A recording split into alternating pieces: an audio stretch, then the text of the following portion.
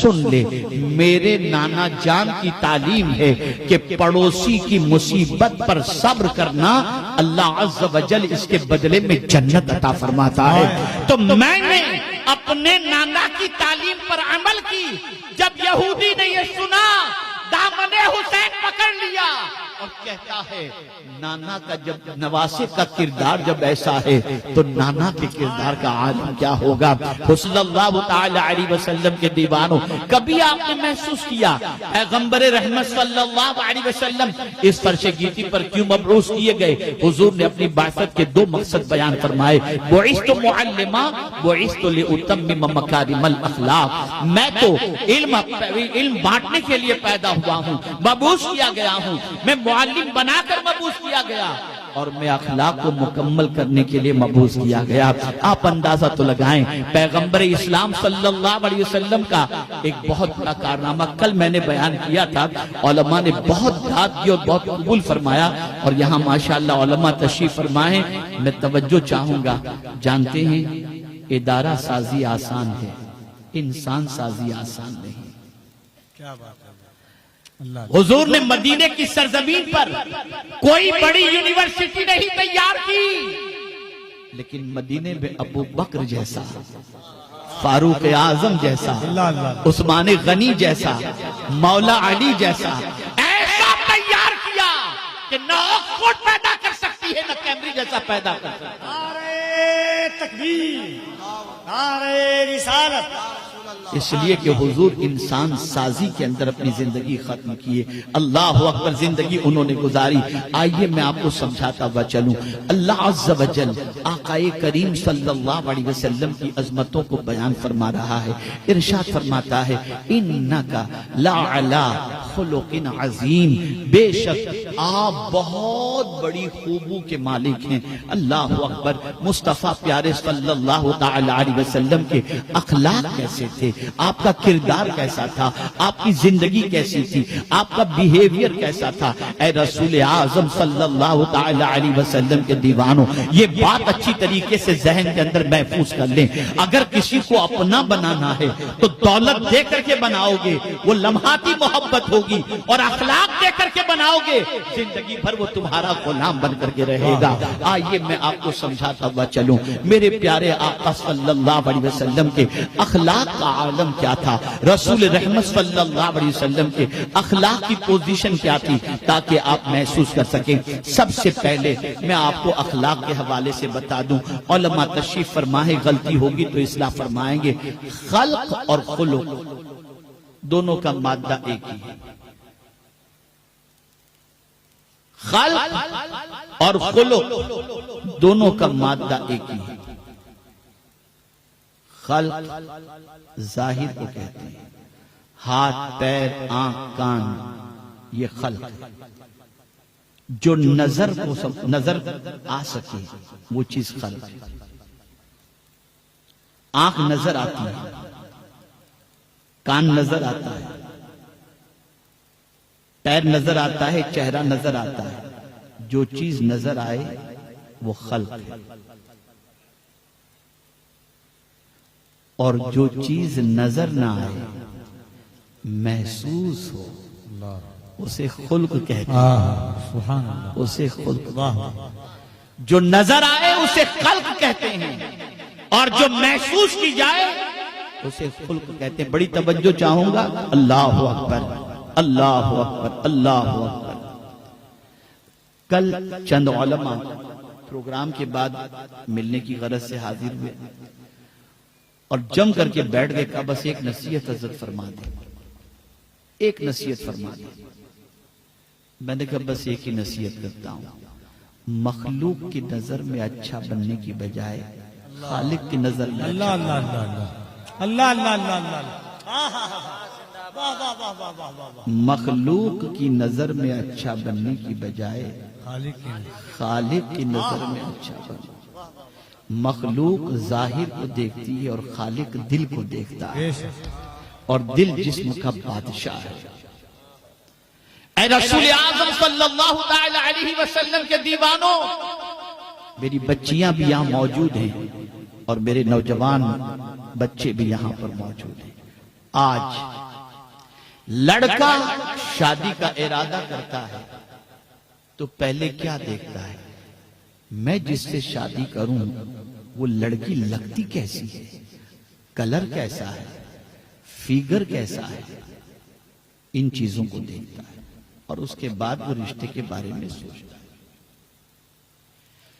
कभी ऐसा होता है बहुत खूबसूरत लड़की मिल जाती है, दिखने में बड़ी अच्छी होती है, वो खुद तो भले उसका रंग थोड़ा सा सांवला हो, लेकिन लड़की तलाश करेगा हीरोइन जैसी, और मिल गई अब वो तिगड़ी के नाच नचाती है, खूबसूरती पर गुरूर, और उसका जीना दूबर कर देती। तुम्हारे साथ निकलती हूं तो मेरा तुम्हारे साथ पता नहीं मेरी सहेलियां क्या क्या कहती हैं, ये सारी चीजें मुआशरे में हो रही है, कोई छुपी हुई बात नहीं। लेकिन अगर निकाह करने वाले ने खूबसूरती की बजाय खूबसूरत देखा तो उसकी पूरी जिंदगी खुशी से गुजरती नजर आती है। तवज्जो चाहूंगा जुमले पर, सूरत आंख को अच्छी लगती है, सूरत आंख को अच्छी लगती है और सीरत दिल को अच्छी लगती है। और अच्छी सीरत वाली अगर बीवी मिल जाए तो घर जन्नत बन जाया करता है। अल्लाह अकबर। मेरे प्यारे आका सल्लल्लाहु तआला अलैहि वसल्लम के प्यारे दीवानों, अब माएं भी सुने और बाप भी सुने। मुस्तफा जाने रहमत सल्लल्लाहु तआला अलैहि वसल्लम से दरियाफ्त किया गया, या रसूल अल्लाह सल्लल्लाहु तआला अलैहि वसल्लम, माँ बाप की तरफ से औलाद के लिए सबसे बड़ा तोहफा कौन सा है? अल्लाह अकबर। आज आप देखें, बच्चे का बर्थडे है, बच्चे को माँ बाप गैजेट दिला देते हैं, बर्थडे की पार्टियां रखते हैं, उसके बाद बच्चे की जो ख्वाहिश होती है उसके मुताबिक चीजें दे देते हैं, कभी ब्रांडेड कपड़े पहनाते हैं, कभी आईफोन दिला देते हैं। मेरा बच्चा दूसरों के सामने फख्र के साथ चले, मेरा बच्चा दूसरों के सामने सर ऊंचा करके चले, उसकी कोई तमन्ना बाकी न हो। जब मैं मदीने के ताजदार अरवाहुना फिदाहु सल्लल्लाहु अलैहि वसल्लम से दरियाफ्त करता हूं की तरफ से औलाद के लिए सबसे बड़ा तोहफा क्या है, तो मदीने के ताजदार सल्लल्लाहु अलैहि वसल्लम जवाब देते हैं, औलाद की तरफ से सबसे बड़ा, औलाद के लिए माँ बाप की तरफ से सबसे बड़ा तोहफा अच्छे अखलाक हैं।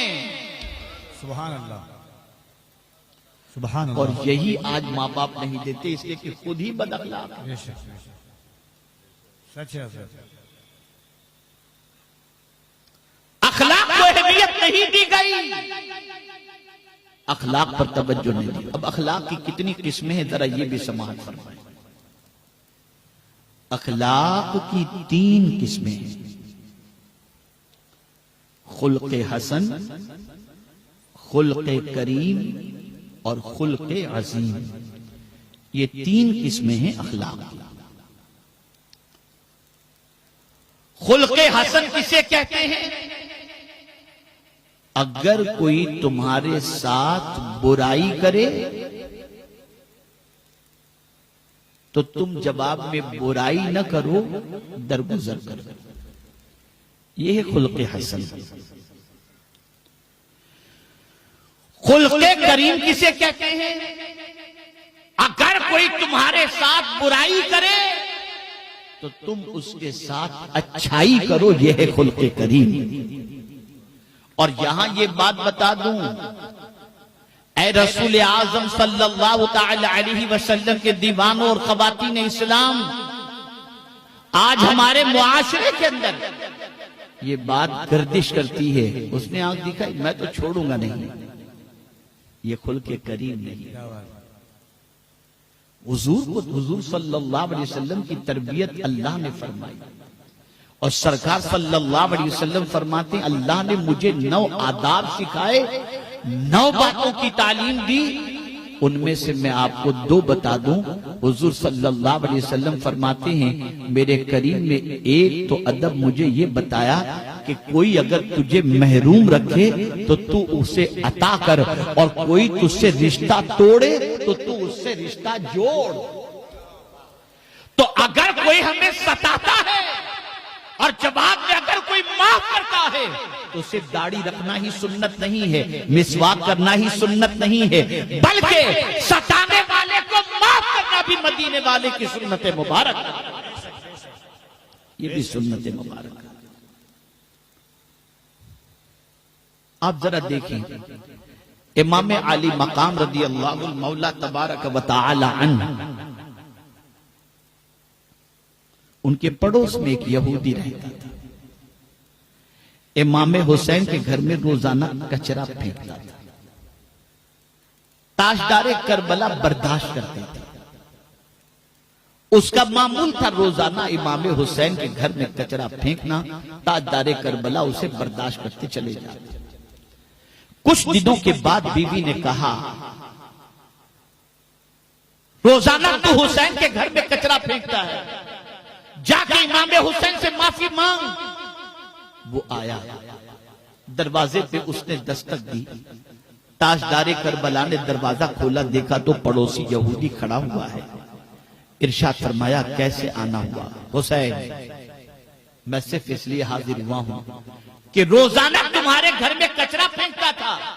मेरी बीवी ने आर दिलाई, में माफी मांगने के लिए आया हूं। हुसैन, मुझे माफ कर दो। ताजदारे करबला ने जवाब में फरमाया, जा, मैंने तुझे माफ किया। अब सुनिए, गौर से सुनिए। वो यहूदी कहता है, ए हुसैन, तुम्हारे मानने वालों की मदीने में कोई कमी नहीं है, जवानों की एक कतार लगी हुई है। तुम इशारा कर देते तो जवान मेरे घर की ईंट से ईंट बजा देते। लेकिन हुसैन, क्या वजह है कि मैंने तुम्हारे घर में कचरा डाला लेकिन कभी तुमने मेरे खिलाफ कोई एक्शन नहीं लिया? वजह क्या है? तुम अगर आवाज दे देते तो मेरे घर की ईंट से ईंट बजा दी जाती। इमाम हुसैन ने जवाब दिया, नहीं, मैं ऐसा नहीं कर सकता था। अल्लाह अकबर। उस शख्स ने कहा, हुसैन, मुझे ये बताओ कि मैं माफी भी मांगा तो तुमने न मुझे झिड़का है, न मुझे डांटी थी, न कुछ तुमने मुझे किया, और तुमने मुझे माफ कर दिया। ऐ हुसैन, ये तो बताओ कि इतनी बड़ी हिम्मत के साथ तुमने मुझे माफ कर दिया, जरा मैं इसकी वजह भी तो जानूं।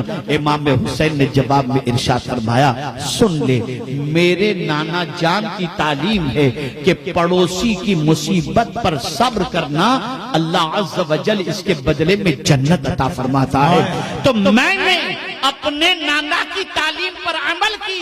जब यहूदी ने ये सुना, दामने हुसैन पकड़ लिया और कहता है, नाना का जब नवासे का किरदार जब ऐसा है तो नाना के किरदार का आलम क्या होगा? हुसैन, मुझे कलेमा पढ़ाकर मुसलमान बना लो, और वो कलेमा पढ़ करके मुसलमान बन जाता है। अखलाक, हमारे अखलाक देखिए, बात करने की तमीज भी नहीं,